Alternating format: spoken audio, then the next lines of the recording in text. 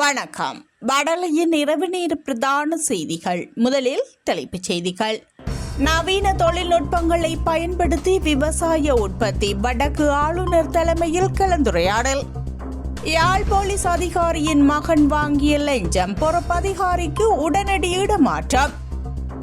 சிரியாவில் கடற்கரைக்கு அருகில் உள்ள கிராமங்களை தாக்கிய போராளிகள். டஜன் கணக்காளர் உயிரிழப்பு. தொடர்பான விரிவான செய்திகள்.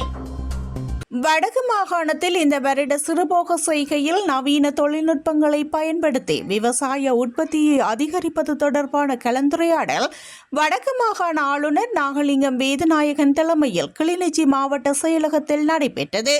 குறித்த கலந்துரையாடலில் வடமாகாண பிரதம செயலாளர், வடமாகாண விவசாய அமைச்சின் செயலாளர், வடமாகாண நீர்ப்பாசன மற்றும் விவசாய பணிப்பாளர்கள், 5 மாவட்டங்களின் விவசாய பணிப்பாளர்கள், நீர்ப்பாசன பொறியியலாளர், விவசாய திணைக்கள உத்தியோகத்தர்கள், விவசாய அமைப்புகளின் பிரதிநிதிகள் உள்ளிட்டோர் கலந்து கொண்டனர்.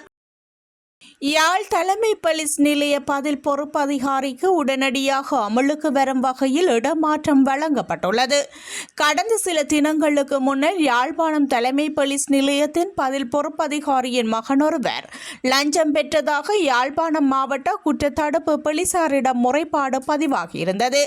குறித்த முறைப்பாட்டினை செய்தவர் கடந்த சில தினங்களுக்கு முன்னர் மதுபோதையில் வாகனம் செலுத்தி சென்றபோது யாழ்ப்பாணம் போலீசாரினால் அவருக்கு எதிராக வழக்கு தாக்கல் செய்யப்பட்டது. இந்த நிலையில் குறித்த வழக்கினை இல்லாது செய்வதற்காக யாழ்ப்பாணம் தலைமை போலீஸ் நிலைய பதில் பொறுப்பு அதிகாரியின் மகன் 20,000 ரூபாய் லஞ்சம் பெற்றிருந்தார். நாட்டில் தற்போது நிலவும் தேங்காய் தட்டுப்பாடு காரணமாக பல உள்ளூர் தேங்காய் எண்ணெய் உற்பத்தி நிறுவனங்கள் மூடப்பட்டுள்ளதாக தெரிவிக்கப்படுகின்றது. இதன் விளைவாக சுமார் 4,50,000 பேர் வேலை இழந்துள்ளதாக கூறப்படுகின்றது. நாட்டின் தேங்காய்களில் கணிசமான ஒரு பகுதி ஏற்றுமதி செய்யப்படுவதனால் இந்த நிலைமை இந்த உள்ளூர் தேங்காய் எண்ணெயின் உற்பத்திக்கும் ஒரு தடையாக மாறியுள்ளது.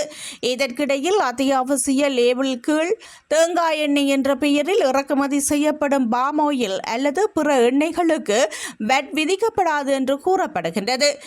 அதானி நிறுவனத்துடன் இணைந்து மேற்கொள்ள திட்டமிடப்பட்டிருந்த காற்றாலை மின் திட்டம் இன்னும் ரத்து செய்யப்படவில்லை என்று வலுசக்தி அமைச்சர் குமார ஜெயக்கொடி தெரிவித்துள்ளார். பாராளுமன்றத்தில் நடைபெற்ற வலுசக்தி அமைச்சின் ஆலோசனை குழு கூட்டத்தில் கலந்து கொண்ட போதே அமைச்சர் இதனை குறிப்பிட்டுள்ளார். இந்த கூட்டத்தில் பங்கேற்ற குழு உறுப்பினர்கள் இந்த திட்டம் குறித்து அமைச்சரிடம் வினவினர். இதற்கு பதிலளித்த அமைச்சர், அதானி நிறுவனத்தின் மின்சார திட்டத்தின் விலைகள் அதிகமாக இருந்ததால் அதை மறுபரிசீலனை செய்வதற்காக அமைச்சரவைக்கு அனுப்பப்பட்டதாக கூறினர். அந்த நேரத்தில் இந்திய தாய் நிறுவனமான அதானியிடமிருந்து இந்த திட்டத்திலிருந்து விலகுவதாக தெரிவித்து இலங்கை முதலீட்டு சபைக்கு ஒரு கடிதம் வந்ததாகவும் அதன்படி முதலீட்டு சபை இது குறித்து அமைச்சுக்கு தெரிவித்ததாகவும் அமைச்சர் கூறினார். இருப்பினும் காற்றாலை மின் திட்டம் குறித்து இலங்கையில் உள்ள அதானி நிறுவனத்தின் பிரதி அலுவலகத்துடனோ கலந்துரையாடப்பட்டதாகவும் எனவே இந்த விடயத்தையும் பரிசீலிக்க நிறுவனத்திற்கு அறிவிக்கப்பட்டுள்ளதாகவும் அமைச்சர் சுட்டிக்காட்டினார். கடிதம் அனுப்பப்பட்ட 2 வாரங்களுக்குள் இந்த விடயத்தில் பதில் எதிர்பார்க்கப்படுவதாக அமைச்சர் தெரிவித்தார். குறித்த 2 வாரங்களுக்குள் எதிர்மறையான பதில் கிடைத்தால் மட்டுமே வேறு வழி பின்பற்றப்படும் என்றும் எதிர்காலத்தில் இதுபோன்ற திட்டங்கள் அரசுகளுக்கு இடையேயான ஒப்பந்தங்கள் மற்றும் போட்டி கொள்முதல் மூலம் மட்டுமே மேற்கொள்ள திட்டமிடப்பட்டுள்ளதாகவும் அமைச்சர் மேலும் தெரிவித்தார். தொடர்பான வெளிநாட்டு செய்தி. சிரியாவின் புதிய அரசாங்கத்துடன் இணைந்துள்ள போராளிகள் நாட்டின் கடற்கரைக்கு அருகிலுள்ள பல கிராமங்களை தாக்கி பல ஆண்களை கொலை செய்துள்ளதாக தகவல்கள் வெளியாகியுள்ளன. பதவி நீக்கம் செய்யப்பட்ட ஜனாதிபதி பஷர் அசாத்தின் விசுவாசிகளால் அரசாங்கம் பாதுகாப்பு படைகள் மீது சமீபத்தில் நடத்தப்பட்ட தாக்குதல்களுக்கு பதிலளிக்கும் விதமாக இந்த தாக்குதல் முன்னெடுக்கப்பட்டுள்ளது.